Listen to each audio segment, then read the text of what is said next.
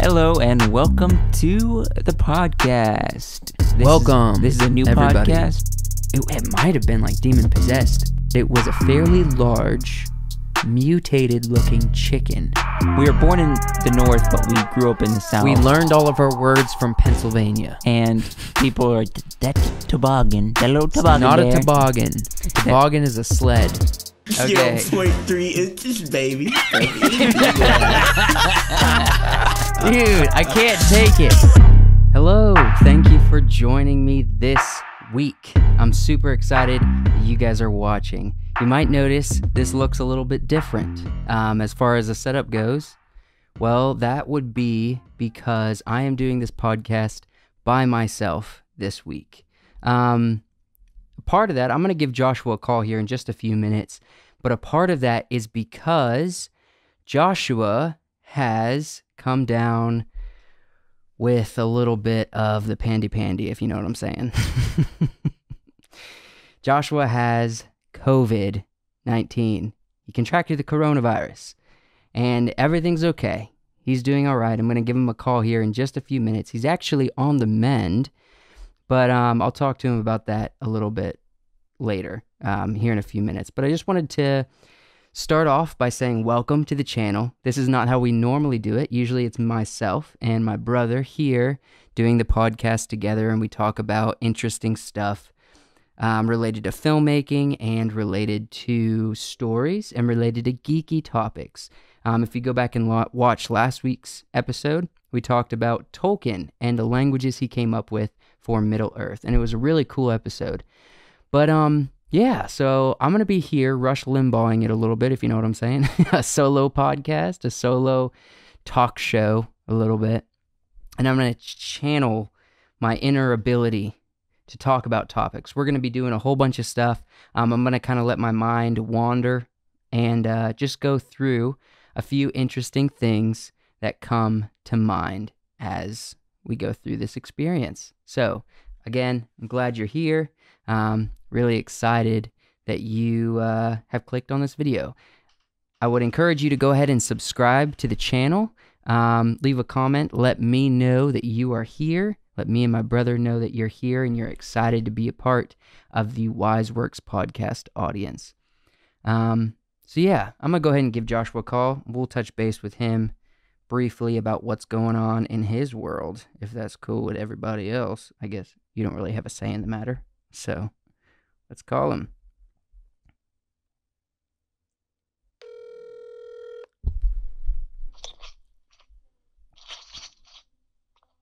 Hello? Hey, Joshua, you're on the podcast. So I guess I did a little bit of an intro, letting people know kind of what's going on, but tell us a little bit about what's going on with you. Like what kind of thing do you want me to talk about? I guess maybe tell a little bit about, you know, what your experience was having missed out on the holiday and whatnot, and then also just kind of maybe what has the symptoms been like for people that are interested who haven't got the sickness, the COVID, I guess. Explain a little bit about what it's been like for you since you've been kind of under the weather for a few days. Well, it first started out, I kind of had a fever. That's kind of how it first started out. Mm-hmm. And a lot of people said that if they had COVID, a lot of them lost taste and smell. Yeah. I lost most of my smell, but the taste, it didn't fully go away. Yeah. I could still taste. I think it went away a little bit, but not fully. Mm. I was coughing a lot. It kind of felt like when I was coughing that I was almost coughing something up, like from my lungs I was coughing. Mm. And so it was a little bit hard to breathe in that way, and my throat was really sore. Has this been a different experience than other sicknesses, like maybe the flu that you've had in the past? Like, is it worse? Is it the same thing, or is it similar? Like, what are you thinking? It may be a little bit worse. Not too much worse. It's kind of very similar to what you think like the flu would be. Mm-hmm. Almost like the flu and like a sore throat combined. Kind of like strep throat, maybe? Yeah. Yeah. And it seems like it has lingered a bit longer than a normal flu would have. Mm-hmm. I guess that's because of my body. It's not used to this type of virus, and so it can't fight it off as fast. Yeah. How what? Wednesday was the first. Wednesday morning was, or Tuesday night really was the first signs of getting a fever, and I think till about today's Monday. Up until like yesterday, I really have felt kind of really pretty much sick. So Yeah. it's been that long. Would you say that you're on the mend a little? Yeah, I would say that. I still have like a sore throat, and it's a little bit hard to eat heavy foods sometimes, or like swallow a lot. But yes. Okay, this is a little bit interesting. Just the fact that, I mean, we've been going through this whole period of time, and neither of us have got it until now. And there's like a rise in it. There's a lot of people getting it right now. How long, just for people that might be curious, how long did it take from when you got exposed to when you started showing symptoms? Like, what was that breeding period for the virus? Well, to be honest, I'm not sure when I got exposed to it. So what you're thinking of is I was around a coworker on Friday working. I work a Monday through Friday job. Mm-hmm. And on Friday, I worked with him. I was all around him and stuff. On Sunday, I get a message on Facebook from him saying that he was starting to show symptoms and could just be watching if I was starting to show any symptoms because I was around him. Mm-hmm. I didn't think anything of it. I'm like, that was Friday. It's Sunday already, and I haven't shown any symptoms. Yeah. So I didn't think anything of it. Around Tuesday, I started showing symptoms. I think that's the person I know I was around that had it. But I am not 100% sure because I do work in retail and I'm around people all the time. Yeah. Right now, my work is requiring us to wear like safety masks. I mean, just like medical masks. Mm-hmm. But that's not 100%, completely keeping us from the virus. So yeah. So it was a few days. You think you might know who it was that gave it to you, but you're not entirely sure. Like, I'm thinking like probably 3 or 4 days. I was around someone till I started showing symptoms. Now, I could have been around other people, but for sure I know one person that had it that I was around. Tell me this, just for maybe the possibility of immunity or antibodies or something of having it once and hopefully never getting it again, that your body's experienced the virus a little bit. Do you think it's worth to go through, or in your personal experience, not recommending anybody do this, or do you kind of glad you got it so you can get it over with? Like, what's your mindset there? No, I don't know, because up until now, I was really I kind of had the mindset of, I'm not going to get the virus.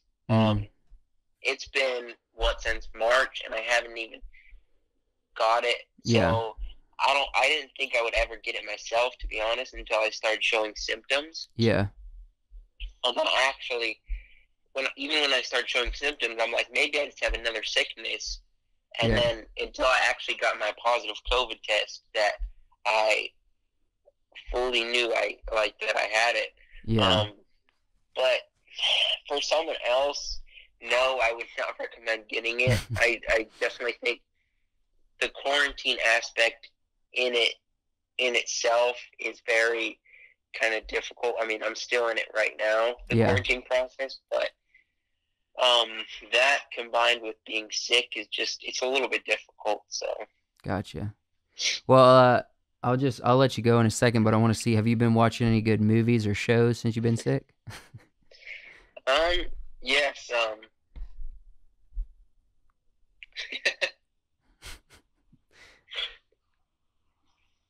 What? I don't know, a lot of different things. What have you been watching? You just laughed. Nothing specifically. I mean, all kinds of stuff. Anything that's interesting that new you'd like to give a shout out or a recommendation?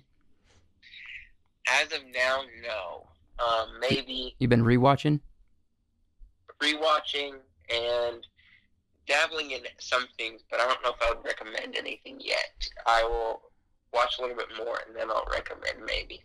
Hey, did you watch that Queen's Gambit on Netflix I told you to watch? I started it and I couldn't sit with it enough to get interested. Usually, for me in shows, it takes a little bit to get into. Yeah. And I couldn't sit with it enough to get interested in it. Maybe I'll get back to it, but... Gotcha. Well, I finished it. It's really good. It's a really good, just simple, well, not very simple, but kind of simple story about an individual and chess playing and stuff, and I like it. It's got me on kind of a chess playing bend, I guess. I was playing some over the phone, and I was playing computers with an app that I got. I was getting all in kind of chess, I guess, and it's a fun time. Anyways, I guess I'll let you go. Thanks for filling us in a little bit on what's going on with you and explaining a little bit of the virus. You have any last words you like to say to people in regards to the virus or yourself or really anything? Not really. I guess. I hope you had a good Thanksgiving, I guess. Yeah. I hope you had a good Thanksgiving, and hopefully this means we'll be all set for Christmas and whatnot. And we did kind of spend, both me and Kenzie and you, spent Thanksgiving here in Virginia Beach without going and visiting family like we said on the podcast previously because of the possible exposure, and for Joshua, definite exposure and contraction of the virus. So we didn't go home or anything. We just stayed quarantined for the holiday. But yeah, a little bit of a bummer, but it was okay. Made it through. All right, I'm gonna continue the podcast, Joshua. I appreciate it. Go get some sleep. All right. Well, I hope you guys found that insightful. I hope you found it helpful, interesting, at least to understand. Oh, by the way, surprise, the COVID conspiracy is not a conspiracy. It's actually a thing. It actually exists. I know, because my brother right down the road has it currently. So, anyway, hope you guys found that insightful. Hope you found that interesting to hear Joshua talk about it a little bit. And, but on a more uplifting note, I'm going to talk through film-related stuff. I might get into some geeky stuff, some ideas. I might even do, I don't know, some impersonations. Who knows where this podcast will lead, but I'm going to do this on a solo. So just sit back, relax, do your chores, whatever you do when you like to listen to podcasts, and just enjoy me talking about some stuff. The first thing I would like to bring up is since I've been quarantining a little bit, I've been rewatching Game of Thrones. So I went all the way back to season 1, and I'm rewatching some Game of Thrones. And just shout out, it's an amazing show. It is an adult show, so if you have VidAngel or something that you can, an airplane. So if you can have VidAngel or something that you can cut out certain things in the show so you don't have to view them, that's great. If you don't mind, or it doesn't bother you, or you don't care, you can just watch it as is. But either way, the writing in this show is fantastic. The storytelling is brilliant. The character development is amazing. However, I'm going to bash on them for one scene in particular that I do have pulled up here. And I'm going to go through a little bit of the technical side of things. So the lighting in particular. So I was watching this scene, and if you know anything about Game of Thrones, you know there is a big ice wall that was built that separates the south of Westeros and the north. And it's to keep out people called wildlings. That the people in the south consider to be rapers and thieves and just bad people, right? And then there's also other dangers in the north people refer to as the White Walkers. It's no surprise if you know anything about Game of Thrones, but I thought I would go ahead and play a scene from season 1 that I noticed, and this is a couple characters, Sam and Jon.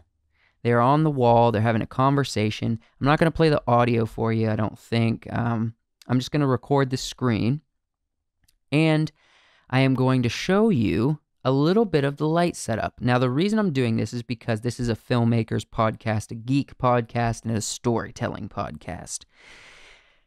And so I thought I'd like to break down one mistake that really agitated me in this specific scene of Game of Thrones Season 1 that I couldn't look past, and I had to bring it up here on the podcast. So, it's involving the lights. It's involving the light sources and the lighting setup.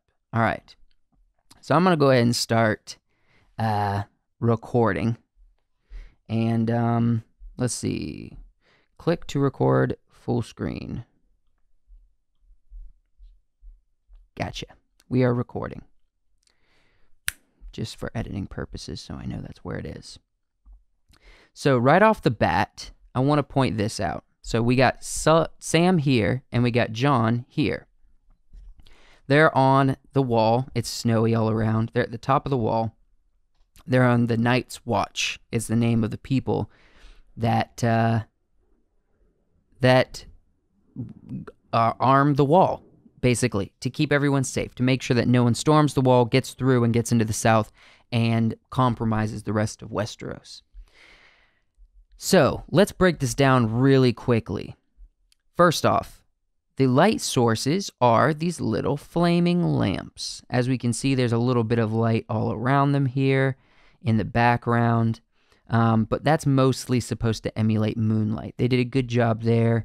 All the textures come through really nicely. But the main source of light are these little lamps. I believe there's another one right over here behind Jon's head. So let's play through this for a second.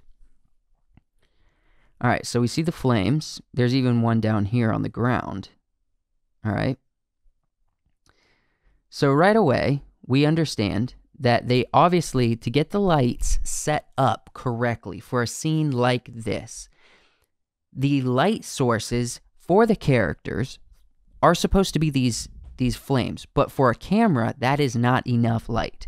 So there are, obviously, lights set up in different places above the camera, off camera, to put light on the characters, put light on the background. That moonlight you see in the background, that's not actual moonlight, that's actually artificial light. So that's pretty obvious. I don't want to insult your intelligence, but I'm just saying that to point it out. So let's look. Right now, this is really good lighting because we have a light here on Jon's face, but it looks like the light's coming from behind him, which makes sense because we have a light source here and probably one behind his head. There's also a light source down here at the bottom. So it makes sense that you'd put a little bit of a light right here to make it seem as though the light source is behind him. Same with Sam. It looks as though they probably have a light shooting straight through this little, these two columns here, and it's shining on the side of his face. The light's pointed towards where the light source is. Let's keep playing. And they're just talking, going through. All right, right here, we go back. He turns around. The camera switches from one side to the other side. Now we're in front, facing Jon straight on instead of Sam and that two-shot. This is still a really good lighting setup. It's a soft glow on the side of the face that's away from where the camera is. So basically, what that means for good lighting setup is when two characters are interacting, there's a thing called the 180-degree rule. I'm not going to explain it much, but I will say there's a line between one character's nose. Let's say this is the other character's nose. You were to imagine there's a line running from here through here, and it also runs through the head and through the body, depending on where the characters are facing. They're going to be looking at each other. So when you're filming, you either want to pick this side for the camera to stay on or this side for the camera to stay on. You don't always have to do this, but the most cinematic lighting you're going to do for a basic camera shoot of this nature is to take the light source and make sure it is on the side opposite to where the camera is on. So if me and Billy here, Billy the mic, are talking and we choose to put the camera on this side, that means that the way you're looking right now should be the light that's pointing at me. But let's make this a little easier. Let's say the camera is the camera looking at me, and this microphone is the other character looking at me. That would mean my light source should be on this side of me if you want really good cinematic lighting. So the side of the face that's closest to the camera is going to have a nice dark shadow. That's exactly what we're seeing here with Jon Snow. He is going to look off to the right side of the camera. His nose is pointing towards the right side of the frame, and so that means it's classic kind of over the shoulder, close up, whatever you want to call it. They switch back and forth between these, but it's really good lighting right now. Now we're gonna keep playing through. I hope that made sense, and let's keep going. Hold on. All right. Go back to this. Still good. This is an over-the-shoulder shot. You see a little bit of Jon Snow's coat looking at Sam, and Sam's eye line and his nose is slightly pointed off to the left side. So as you can see, they have picked the side the camera's going to stay on. This is a good example of that rule, the 180-degree rule. But as we will see as we move farther, it is not a good illustration of how to light your subjects. Still looking good. Still looking good. Everything up to this point's looking good. All right, so right now we have an example of our light sources. We have a light source here. We have a light source here. We have a light source out in here. Now let's pay attention. Everything out beyond the wall, so pretty much right over here past Jon, is maybe a mile-high drop-off. This is a gigantic wall in the show. Very epic. However, everything past this point is all moonlight. There's nothing on the wall down at this point, right? And we'll see another shot of this coming up. But there's no light source past the edge of this wall, which happens to be right past where Jon is standing. All right, everything up to this point looks fine, right? Sam stepped into some darkness, right? And if you watch the show, you know Sam's a little scared of heights, and that's kind of what they're talking about in this scene, things that he's scared of. And all the light sources, they're all behind Sam, so now he's kind of stepped into the darkness, which is really good. It makes sense as far as lighting goes. All right, and here is the famous shot of the wall at night. You see Jon is standing real close to the edge of the wall. It's like a mile drop off. Everything beyond that point is all dark. You can't see anything. A nice up shot. Now we also see that there is a little light source down by their feet. It is off. Okay, so if I'm Sam, it's off to my right. If I'm Jon, it's off to my left. So the lighting should emulate this. It should be consistent. Everything that's on Sam, if I'm Sam, everything that's on this side of me should be dark. And I should be having my light source on this side of me. And with Jon, it's the opposite because they're facing each other. Light sources are the same. All right. Here we go. Here we go. Looking over, he's scared to get close to the edge. Still looks good. Sam's a little bit in the darkness, but the light sources are still there, correct. And we're going to keep playing through at real time. Good lighting on Jon. Close up, and here is the offender. Okay. This bothered me so much. As you can see, out of everything I have explained up to this point, this should be obvious. the light that is on his face is on the opposite side that it should be. The lighting is on the same side as the camera, which is not a bad thing, but the light sources for every other shot in this scene has been on the opposite side of where the camera was. The opposite side. John, it's consistent. You look at John's shot. Let's play through. When we get to John's shot, oh man, look at this. This is terrible. You get the flame in the background. It's literally telling you, and they did a little bit of a backlight on him on that side to show the flame lighting up the backside of him. But we get to John once it gets back to his part here. And look at that. His light is correct. Everything that is on John's right side and everything that's on Sam's left side should be dark, should be shadowed. Nothing but moonlight, because literally the edge of the wall is right there. There's no light coming from that side of them. Yet, here we are. And we saw that. There's no light hanging down off the side of the wall. We saw that in the wide shot that they just showed when Sam didn't want to get close to it. There's no light there. So, we step close to the edge, no light, yet we get to his close-up, and wouldn't you know,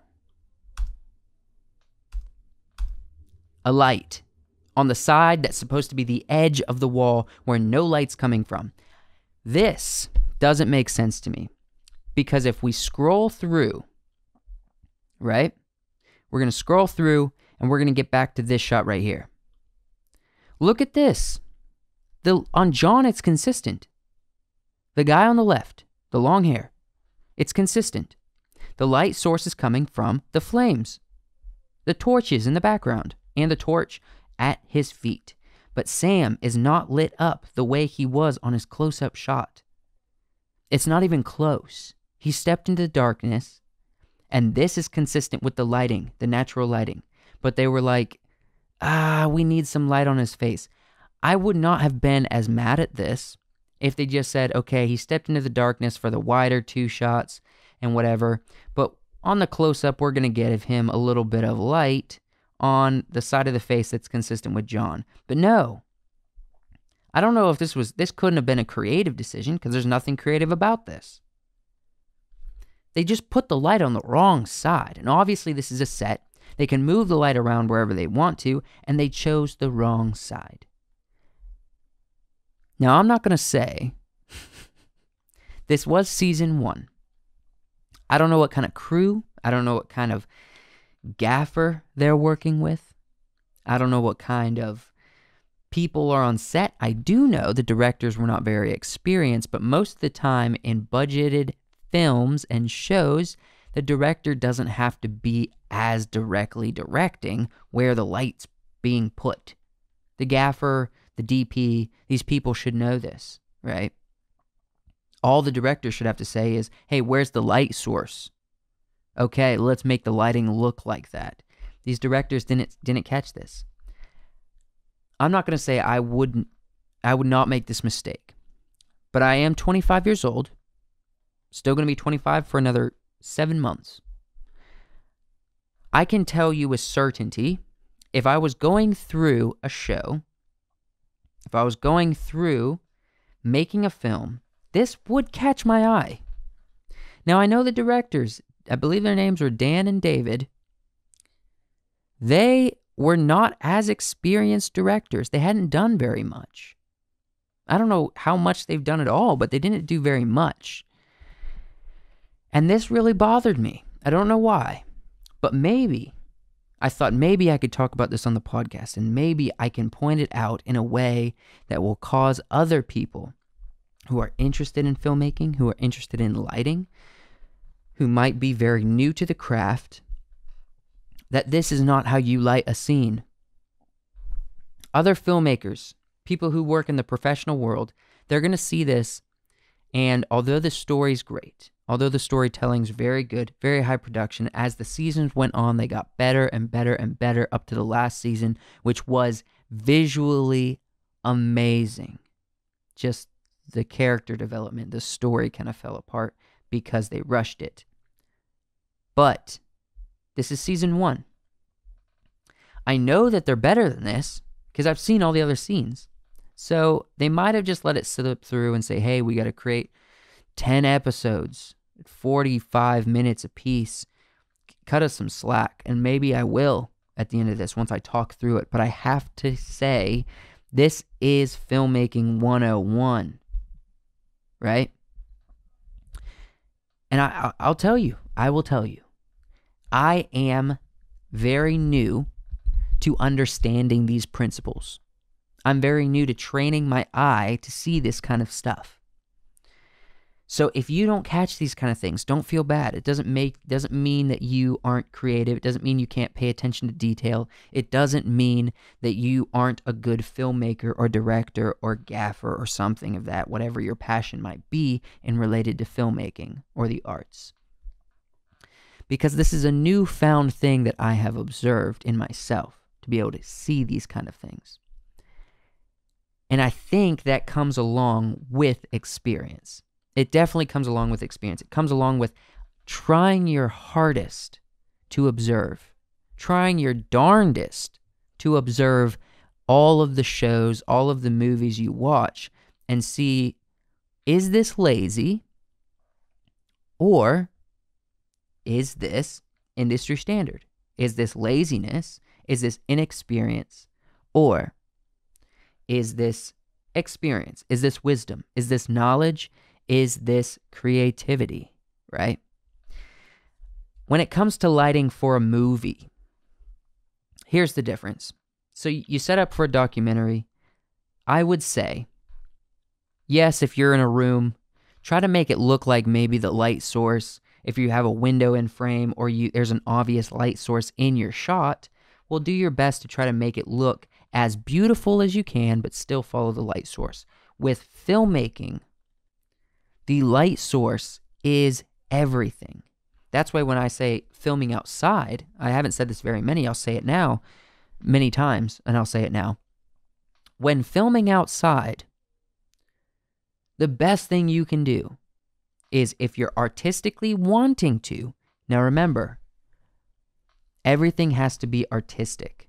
Everything should be artistic. So, movies like Mad Max, the most recent one, they filmed it out in the desert, in the sunlight, everything. Everything's in the sunlight.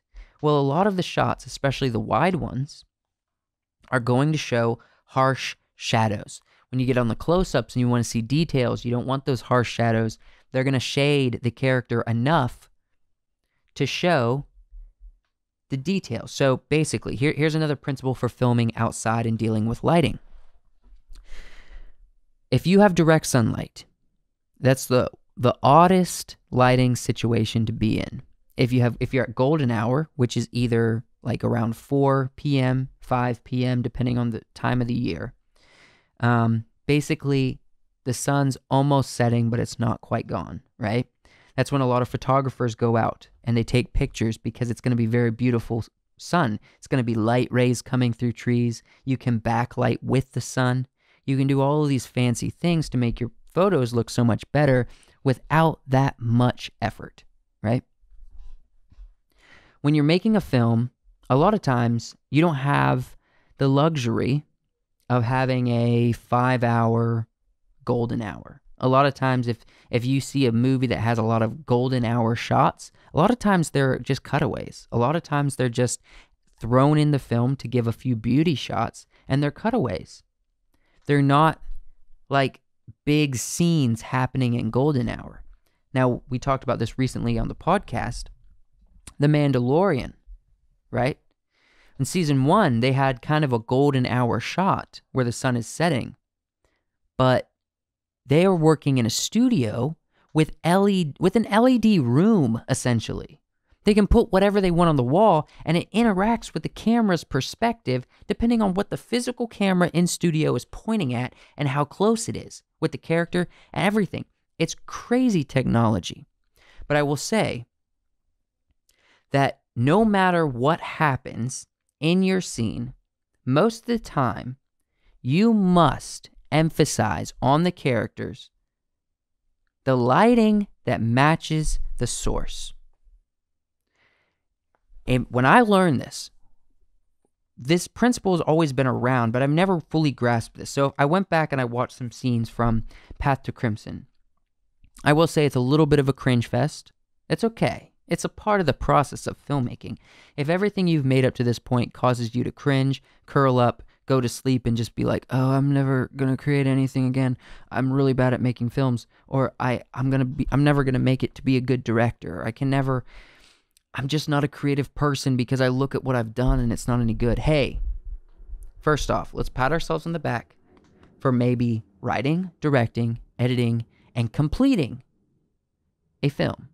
And if you were able to market it and get a lot of people to watch it, bonus points, kudos. That's a task in itself. To be able to visually see in your mind a story, write out the details, film those details with characters, with audio, with a camera, in the right perspectives, do your darndest, once again, to follow some basic film rules of the nature in where the camera's placed, following the 180-degree rule in dialogue scenes, making sure you don't cross the axis. Maybe you already knew about this rule and you tried your hardest to make sure the light sources match on the character lighting where they're actually coming from, the directions. Maybe that's the case. But I was watching like Path to Crimson, and I broke this rule. I did the exact same thing as this many times. Now, I will say one thing is when you're rushed on a film set, a lot of times you're just going to be like, oh, I don't have time to worry about this. Let's just get it filmed, throw up a light so we can see the character, and let's just film it and get it done. It's not going to be the best thing I'm ever going to film. It's not going to be the best thing I have filmed. But goodness, I just want to get this done. That's valid. That might be what they thought about here. But still, it's not an excuse, right? And I know they didn't know at this point that Game of Thrones was going to be a wild success. I know they didn't know that people were going to be analyzing every little detail about it like I am tonight. Going all the way back to season 1 to analyze one scene of an exchange that only lasts, what? A minute? No, 2 minutes, roughly. 2 minutes, 10 seconds. And I'm analyzing it like crazy on a podcast. During the season of 2020, the pandemic. Listen, as creators, we're called to learn. Believe it or not, creators have to learn how to be creative. And it takes time. It takes processing. It takes questioning the crap out of everything you're told, right? It takes questioning a lot of stuff to get to the point where you're like, okay, yeah, that makes sense to me. That makes sense why I would follow that rule. Or it makes sense why I broke this rule in this circumstance. All of that to say is I've seen myself progress for the better in the world of filmmaking, in the world of analyzing lighting, creative visual shots. And it's taken a while for me to get to this point where I can see these things. But I just want you to know, you're not bad if you can't see them yet. You're not. It's not a bad thing. You're not a bad filmmaker. You're not a bad director. Not a bad cinematographer. It just means you have to keep going, keep pushing forward, keep learning. And that's a good thing. It's exciting. Think about this. Think about this. In 2 to 3 years, you could be on a YouTube channel. You could be on someone else's podcast. You could be watching a movie with your wife, your husband, your significant other, right? At home, and then being like, what the heck? And everyone's like, what? And you're like, the lighting was all screwy in that scene. And this is like at a big show. Why did they do that? And everyone's like, what are you talking about? And then you're able to sort of sit back and be like, yeah, I have become better. I am becoming a better filmmaker. I am noticing the things that are important for me to notice, you know? And that's a good thing. It means you're learning. Believe it or not, even the most creative people are not that creative. They can't really see things. I am very much a visual person, but I can still struggle with seeing certain things, right? I struggle with noticing aspects and catching them. Things like this. These are professionals, a whole crew of people, and no one thought, hey, let's get Sam and John's lighting consistent for back and forth dialogue to make it look like the scene makes sense where the lighting source is coming from. But also, I will say the acting was on point. The characters being vulnerable was very good. The CGI, the special effects to add the wall, the set was built beautifully. There are so many things that got right. They look dirty and wet and like they don't look sweaty like they're hot, but they look sweaty like they're wet. They've been rained on by snow. They look grimy, you know? They look tired. But they messed up with one thing. And boy, oh boy, I called them out. And they don't care. The reason why I did this, 2 reasons. I want people to know that the best make mistakes. And I also want you to know that because even the best make mistakes, you're allowed to make mistakes also. You're allowed to learn and also to acknowledge that it takes time to learn. And you don't have to be the best. You can still create an amazing product while messing up over and over and over again, right? I mean, there was recently, I believe there was a dude on The Mandalorian's most recent episode. At this point, I think it will have been out for 2 weeks. But there was an episode, or 3 weeks or something like that. There's one of the episodes that I watched. I didn't catch it, but there are so many people online that are like, hey, one of the crew members, their shoulder and their leg is sticking out of the corner, around the corner from where the characters are supposed to be walking. It's probably a guy holding a microphone. It was probably a guy. He's wearing jeans, a t-shirt. There's memes going around about how they're creating action figures of the jeans and t-shirt guy where it's just like half of his torso and one leg, an action figure that's labeled Star Wars and stuff. I love that. That's a beautiful thing about the internet. And that's a beautiful thing why I can do what I'm doing right now. But the other thing was that I want to use this as an exercise to take a very clear, clean-cut scene and say, hey, this is an example of what you shouldn't do so you can visually see it, right? And if this is the place you start, if you've never really analyzed lighting in this way, and this is where you start, then that's a great place to start. Start noticing when you're watching scenes, start thinking about, hey, where's the light source on? Is the light source coming from the opposite side of the axis? From where the camera is? Are they crossing the line with the camera that they shouldn't be doing unless they show the crossing of the line? Let me briefly explain the 180-degree rule. Pretty much it's, as I said, you choose a side to stay on. By no means should, well, let me back this up. I'll use this as a good example of 180-degree rules. So you have a 2-shot, obviously.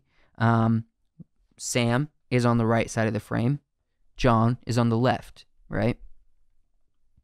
We move forward. What do we see? We see a little bit of a shadow on the right side. That is Sam's shoulder. But guess what? Sam is still on the right side of the screen, and John is still on the left side, even though the shot has changed and it's an over the shoulder. Now let's look at this. We see over the shoulder of John. He is on the left side still, and Sam, is still on the right side. Let's play through. Stays this way consistently, even way back at the beginning where they introduced Sam on the right, John on the left, Sam on the right, John on the left. Now this is the one mistake, which it wasn't a super big mistake, and we can they probably thought of this, but as we see when this shot starts, right, Sam is still technically on the right side and John is on the left. But in this shot, you kind of see Sam heading towards crossing. But before he does, they put him back on the right side. And he's still on the right side with John on the left, even in this wide shot. It's like that consistently throughout the whole scene until we get to the end, right here, where we go back to that shot where we saw Sam going to cross. For some reason, they wanted to use this as an end shot. Me personally, if I was filming this, I don't know why I would choose this shot as the end. Maybe they just wanted to show a little bit more of the shot because they took time to film it and they're like, throw it in there. No one will care. But I wouldn't have personally chosen this shot at the end. But we also did see Sam walking towards crossing the axis. But we get confused because the rest of the scene, they're on the same axis the whole time. The entire scene, they're on the same axis and they never crossed, except it was implied that Sam crossed for that specific shot. And then we get to the end and all of a sudden now they switch sides. Now John is on the right side and Sam is on the left. I wouldn't have chosen that shot. I probably would have gone back to the wide shot here of them looking over the wall for them laughing at each other to end the scene. I would have chosen that, probably, to stay consistent. But hey, I wasn't the one that was given the responsibility to film this, and I'm just analyzing it. That's the 180-degree rule. Without unnecessary breaking of the rule, you should try your best to keep within the rule, because it's important.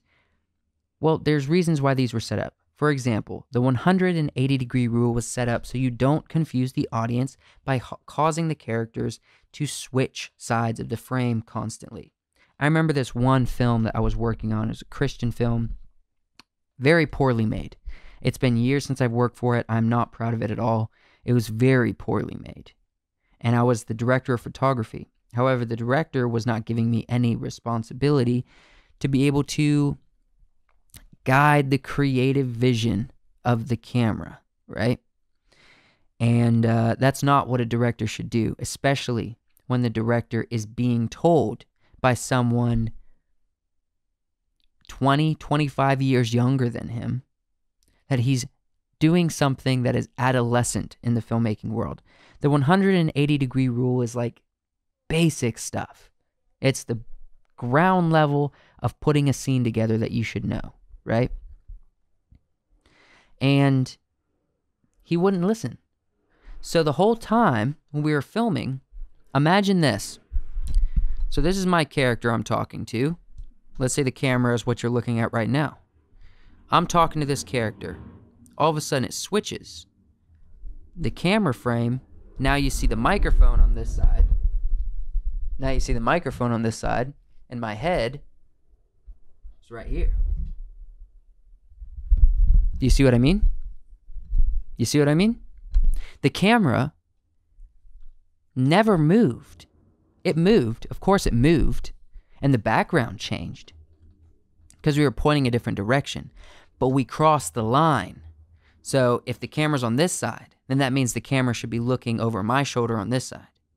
Not the other way around where all of a sudden the camera's on this side and now the camera's on this side facing the same direction. It was the worst example of over the shoulder I've ever seen in my life, and I was trying to correct it and he wouldn't have it. He basically told me to shut up, which I did, and I let it play out.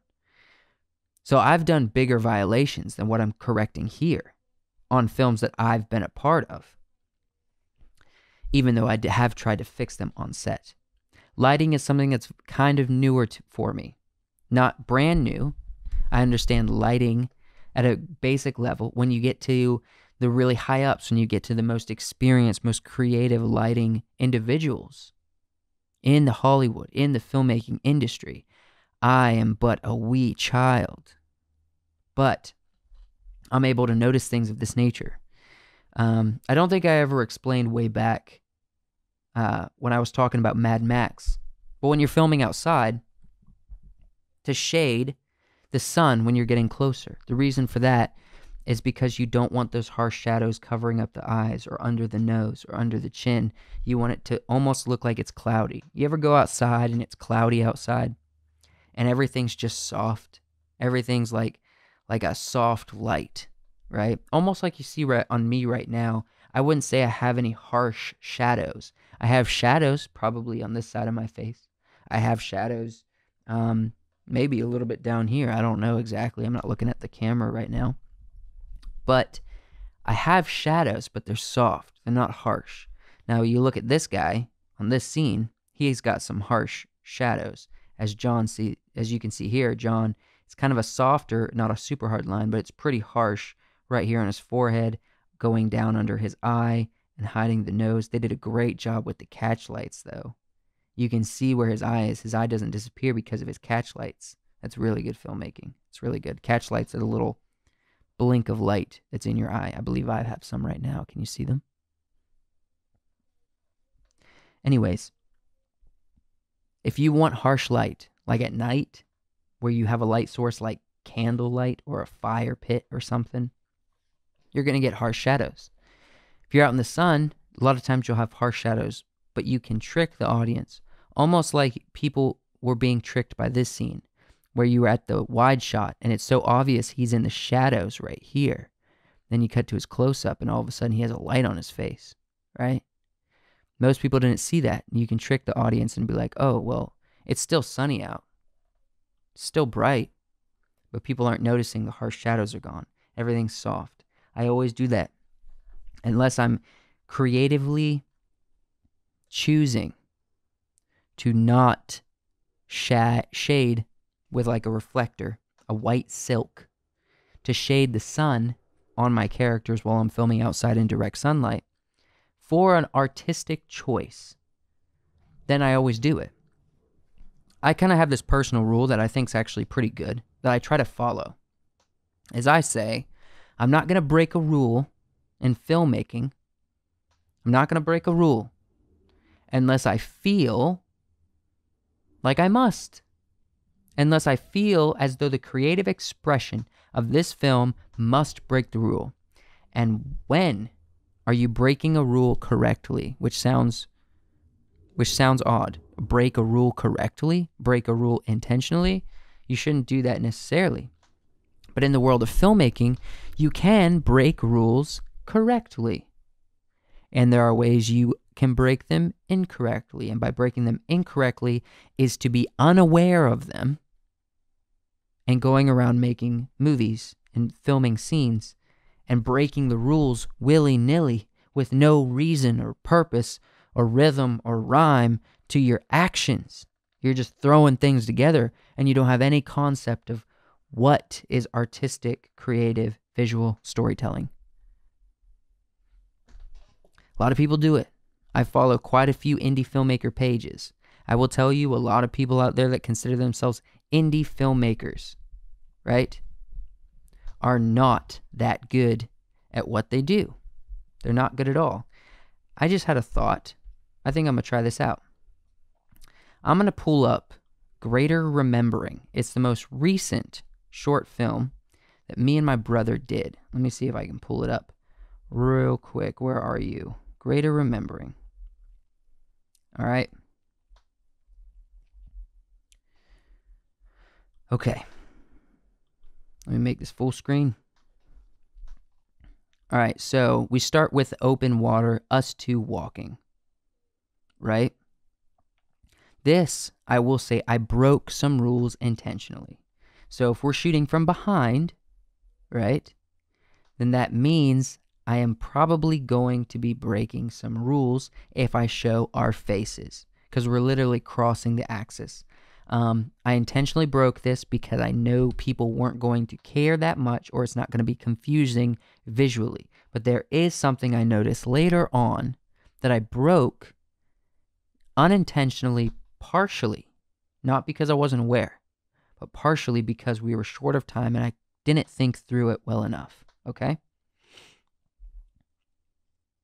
So, when we get up here, we see that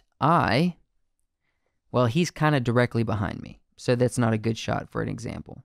Right now, I haven't broken anything, but I have now, with this shot, established that I am on the left side and Joshua's on the right side. He's behind me, but that is the case. Joshua, he's he should be facing slightly to his, if he's looking at me when he's talking, slightly on the right side of the frame, looking towards the left, right? And I, that's a 2-shot, should be referring to him behind me over my shoulder, which is what I do, okay? Just in like this shot, right? So if I play forward and then I cut to Joshua's close-up, now this is where I broke the rule. See, now Joshua's closer to the left side of the frame, and he's facing off to the right, which it should be the other way. He could be center. He should probably be center or slightly to the right and facing slightly off to the left. But I didn't do that. I switched it up, and I just set up the camera thinking, oh, this is correct, this is close, but I wasn't thinking through what actually he should be facing towards, right? So this was an unintentional example. My most recent film, me and Joshua's most recent film of breaking the rule, the 180-degree rule. And I kind of got confused because I was facing away from him, and I was referring to him behind me, and Joshua was facing straight on, and it wasn't really moving. That's what got me confused, but still, I should have thought through it a little bit more. Let me see if there's an example. Okay, so this is just side shots. It's pretty clear. All right, so here's a good example of an over-the-shoulder shot that we did correctly, right? So I come and sit down. We got Joshua's head popping in. It's over the shoulder of me with Joshua on the right side and me on the left. And as you can see, as we sat down, you can kind of see me pop in right there. My hair going crazy, popping in down to the left side, so people can see that real quickly that I am on the left side and Joshua's facing the left side while he is on the right, and I am on the left side facing the right side. There we go.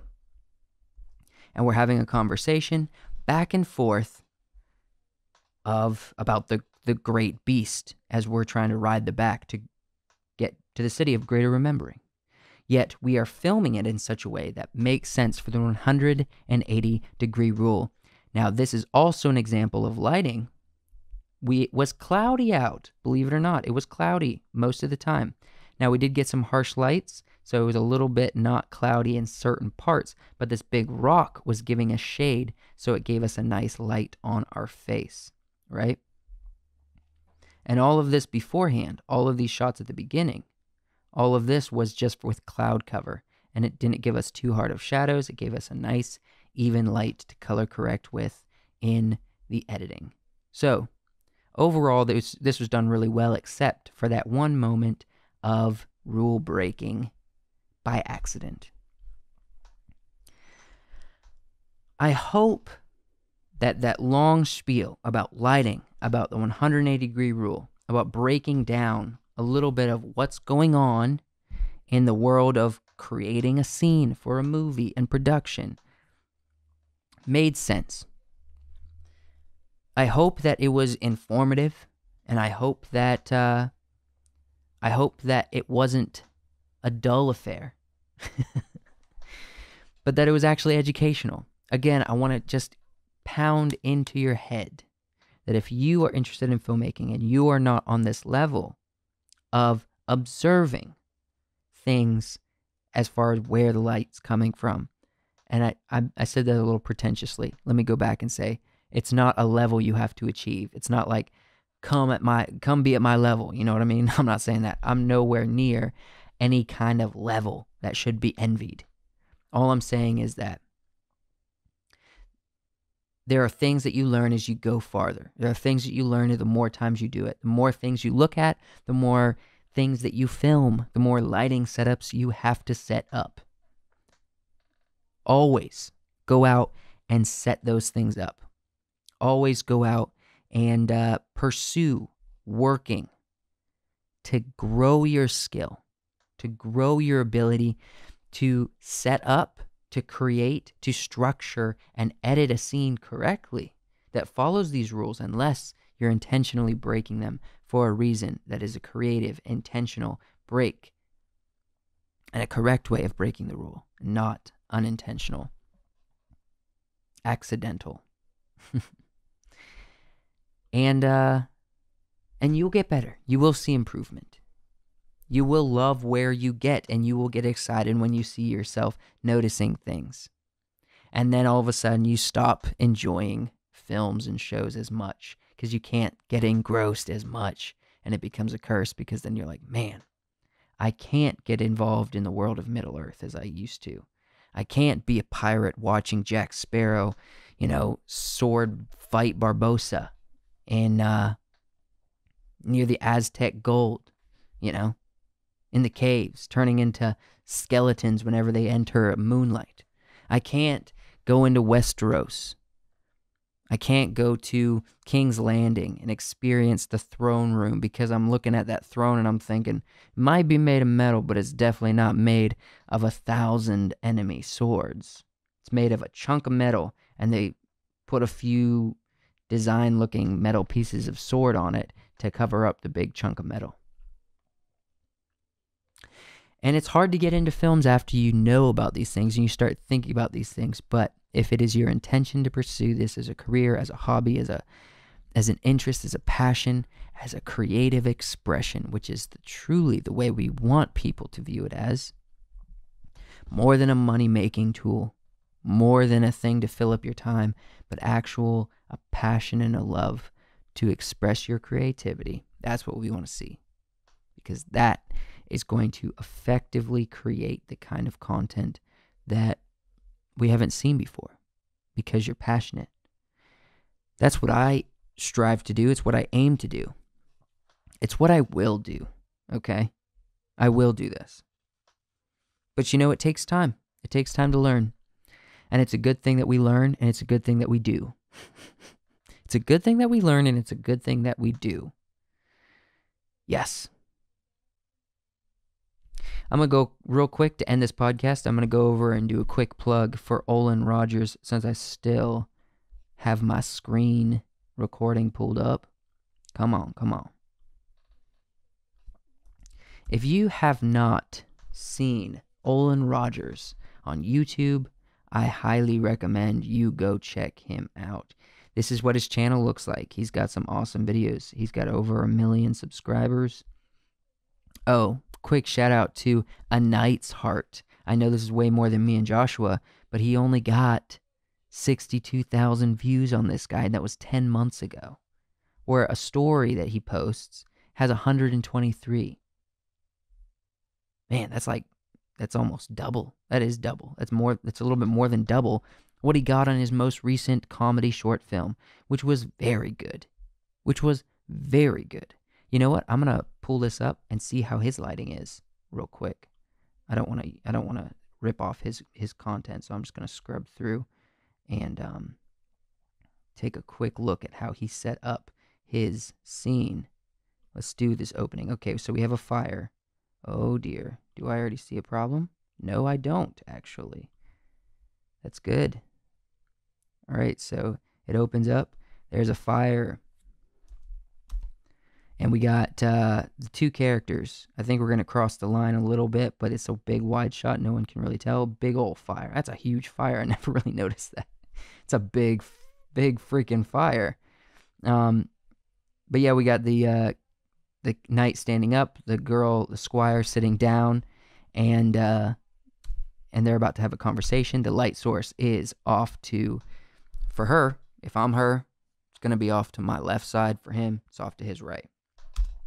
As we already see, yep, the light source is correct. We got the light, a dim shadow on the side of his face that's away from the fire. And maybe they had a huge fire. Maybe they just let the light be as natural as possible. And it worked out really well, and it was very clean cut. But yeah, I mean, consistently, the lighting looks great. But he makes awesome short films. That's his most recent one that I really thoroughly enjoyed. You must go watch it. It's brilliant. His lighting's correct. Maybe go through his video, see if all of his lighting is correct, see if all of his lighting is on point, and come back to this video and put in the comments and say, hey, his lighting looks good, or hey, maybe I noticed a little bit of something off in this one scene or on this one shot, like you did in Game of Thrones. Come back and let me know. And please let me know if it's straight. Let me know if it's all good. I really appreciate you guys taking time to watch this video. We have a podcast every week, once a week right now for the video form on YouTube, here on the YouTube Wiseworks podcast channel. My brother's normally with me. We'll see if he's able to be with me next week or not. If not, I will probably be here again, unless for some reason I get COVID, and then I have to be sick in bed, and he's going to record a podcast by himself. Who knows? We'll find out. But this week, I'm glad that you joined me all the way to the end of this episode. You're the best. You're really the best. We have a podcast on the video form here on the YouTube channel every week, as well as clips. And we also have this podcast in audio form on Spotify. And hopefully I did a well enough job at describing verbally everything I was seeing, so the audio listeners are not bored with this episode, this podcast episode. We also have a very exciting show called the Midnight Special. It is a second audio-only podcast that's exclusively on the Wiseworks podcast Spotify page. You can go follow us on the Spotify page, listen to our Midnight Special. If you just prefer listening in general, you can do all of your listening for this podcast and all the other podcasts on Spotify. But if you like the video, listen to us on the video here on YouTube, and also listen to our audio only on Friday nights at 10 p.m., the Midnight Special, every single week. Subscribe, follow. Thank you so much for watching. Me and my brother will be back again once COVID passes. We both will be here to make geeks out of you. We're very excited you're here. Go subscribe to Olin Rogers. Watch his videos. We hope you had a great Thanksgiving. Send your love for my brother, Joshua. Let him know the favorite. Let us know in the comments the favorite story you've ever heard him tell on the podcast. My personal favorite is probably the arm breaking one, which was a long time ago. It's a rough story, but it's fun to reminisce on. Anywho, thanks so much for listening. I hope you enjoyed. I love you. And I will see you, hopefully. Well, you will hear me, hopefully, in this week's episode of the Midnight Special coming Friday. Thank you. And goodbye.